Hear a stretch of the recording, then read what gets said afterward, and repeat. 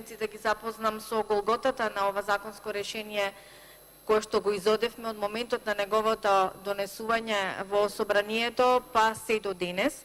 Да ви кажам искрено, патот не беше така лесен и едноставен. Имаше сериозни дебати и дискусии, консултации, но морам и искрено сакам да се заблагодарам пред се на телото кој што беше формирано од страна на Комисијата за транспорт, врски и екологија, кој што работеше на усогласувањето на текстот на законот со забелешките кои што беа преточени во амандмани.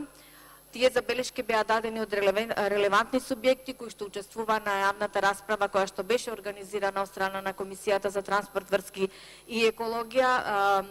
една јавна расправа. И денес пред вас, почитувани колеги пратеници, морам да признам, имаме едно прилично изменето законско решение за Законот за урбанистичко планирање со сериозни интервенции од страна на сите мои колеги кои што се членови и заменици во Комисијата за транспорт, врски и екологија, без разлика на која политичка партија припаѓаат. Искрено сакам да ја поздравам и кооперативноста на министерот за транспорт, врски и екологија, која што ја покажа при овие дебати и дискусии. Морам да ги пофалам и службите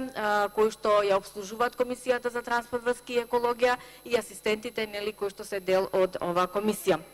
Верувам дека иако на крајот од овој пратенички мандат, но сметам дека како една комисија дадовме една пракса која што верувам дека идните наши колеги кои што ќе дојдат како пратеници ќе ја земат во предвид начините на кои што едни вакви сериозни клучни законски решенија како што е Законот за урбанистичко планирање, кој што представува основата, сршта на планирањето и од делот на градежништвото, да на ваков начин да ги изодат сите чекори за да вистина на крајот да добиеме едно вакво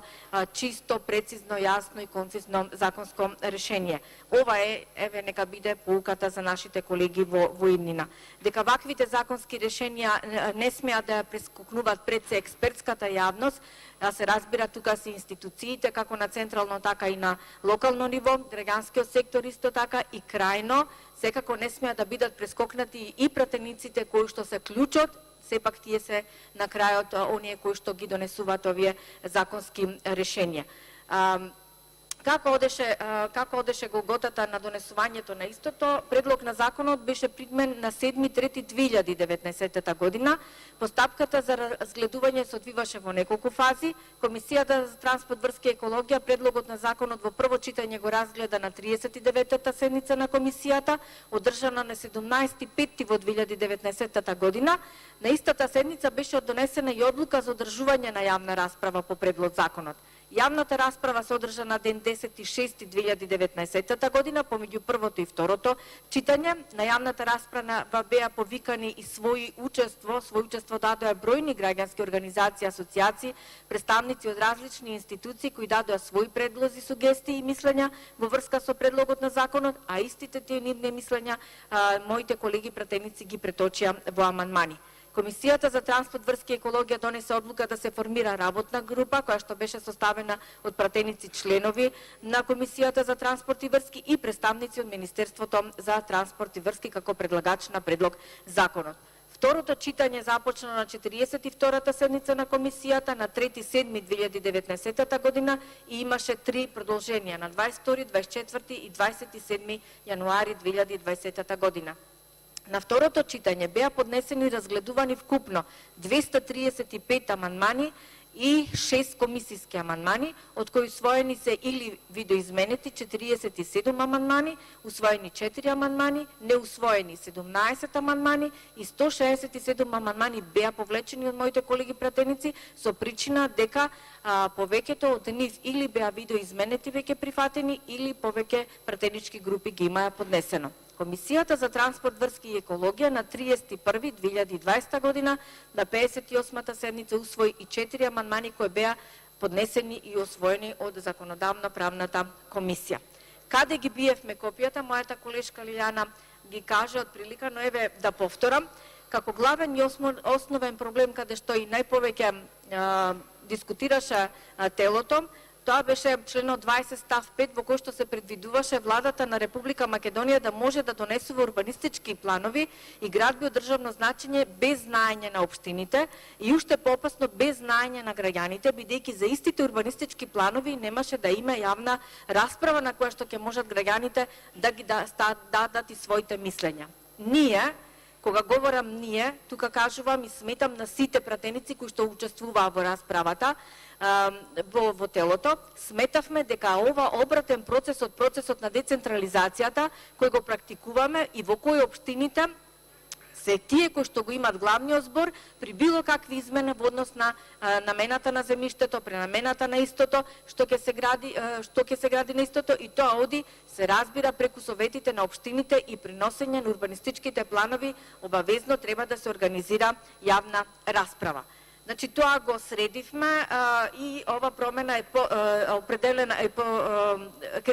искоординирана со постапката која што објаснета во член 30 од законот, како и на кој начин владата ќе може да ги донесува урбанистичките планови, дека општините на чија што територија се простира планскиот опфат задолжително ќе доставуваат мислење во однос на планските решенија, што врз основа на нивните мислења ќе треба да се изработи предлог урбанистички план за подрачје и градби од државно значење, што значи дека со ова законско решение со измените кои што ги усогласивме, општините нема да бидат прескокнати во овај дел. Она што е најважно, на што посебно инсистиравме, беше за сето ова јавноста да биде сензибилизирана. Затоа после долги дискусии се сложивме дека после вградувањето на предлозите и забелешките од стручната ревизија во предлог на планот, органот на државната управа надлежен за вршење на работите од областа на уредувањето на просторот мора да организира стручна јавна расправа, што има за цел да ја консултира стручната јавност, но и јавна презентација со јавна расправа која што ќе трае најмалку 30 дена, за да може и целокупната јавност да биде запознаена со предлог на урбанистичкиот план. Втората сериозна забелешка која што имавме поднос измените, за која не можевме да се договориме, тоа беше постапката за донесувањето на генералниот урбанистички план, и ние сметавме дека генералниот урбанистички план треба во неговото донесување да се организира јавна расправа, каде што граѓаните ќе можат и ќе треба да имат увид во измените по однос на намената на земјиштето, односно да имат комплетен увид за целокупното урбанистичко планирање.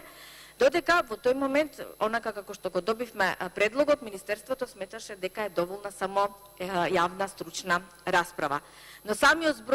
збор стручна расправа значи дека ќе учествуваат само стручни лица на истата, додека обичниот граѓанин кој во одредени сегменти од планирањето секако е засегнат, ќе биде ставен пред свршен чин, што по нас беше недоволно транспарентно. И затоа ги надминавме овие недоразбирања во членот 26 и постапката за донесување на ГУП, конкретно во став 5, во кој се прецизира дека се организира стручна јавна расправа